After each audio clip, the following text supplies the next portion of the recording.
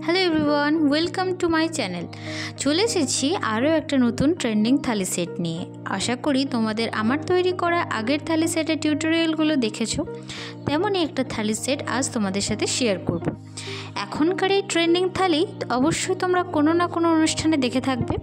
এই থালাগুলো আইবুড়ো ভাত, ছাদ, জন্মদিন, উপনয়ন, আশীর্বাদ ইত্যাদি অনুষ্ঠানে কাজে লাগে।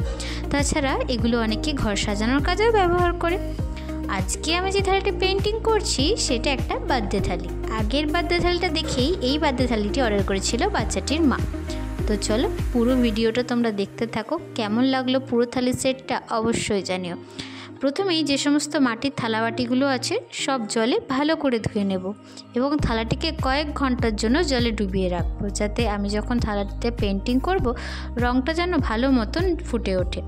এরপর আমরা সমস্ত মাটির থালাবাটিগুলোকে ভালো করে রোদে শুকিয়ে নেব, কারণ ভেজে থাকাকালীন একদমই রং করা যায় না। বাচ্চাটির মা বলেছিলেন আগের থালিটির মতনই এটা করতে, শুধু কলকা আর হলুদ কালারের বদলে বলেছিলেন আকাশি কালার করতে। এরপর আমি ক্যামেলের অ্যাক্রিলিক কালার দিয়ে পুরো থালা, বাটি, গ্লাস ভালো করে রং করে নেব। আমি একেবারে যে আসল রঙটা হয় অ্যাক্রিলিক কালারের সেটাই ব্যবহার করছি, কোনো রকম জল আমি ব্যবহার করছি না। তোমরাও চাইলে জল মিশিয়েও কালারটা করতে পারো, কিন্তু আমার মনে হয় প্রায় একেবারেই কালারটা হালকা হয়ে যাবে জল দিলে। আমি এর আগে আরও থালা বাটি করেছি, তখনও যখন ভার্নিশ করতাম তখন কালারটা একটু ফিকে হয়ে যেত। তার থেকে ভালো অ্যাক্রিলিকের যে অরিজিনাল কালার সেটাই পুরোপুরিভাবে করা। আবার তোমরা চাইলে হোয়াইট বেস কালারও করতে পারো লাল বেস কালার করার আগে, তাতে ভালোভাবে রঙটা ফুটে উঠবে। পুরো বেস কালারটা শুকিয়ে যাওয়ার পর আমি সাদা রং দিয়ে কলকা করছি।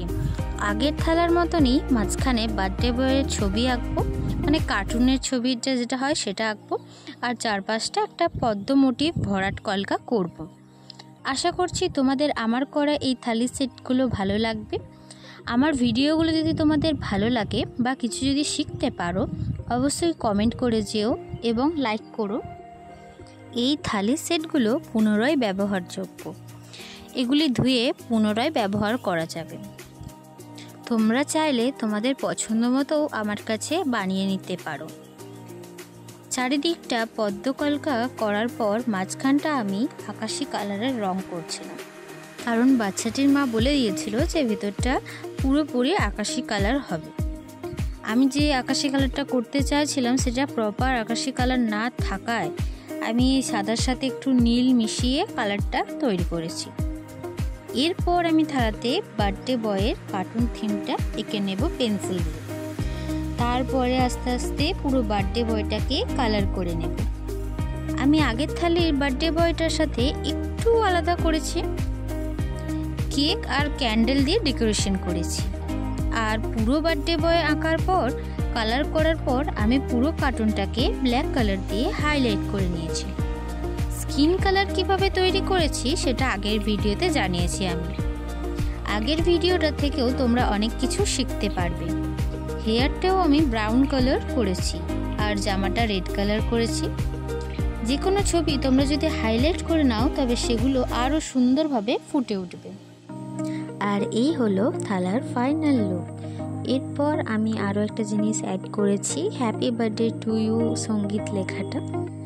এই থালাটা যদি তোমাদের ভালো লেগে থাকে তো অবশ্যই লাইক, কমেন্ট, শেয়ার করো এবং সাবস্ক্রাইব করো। রাধে রাধে।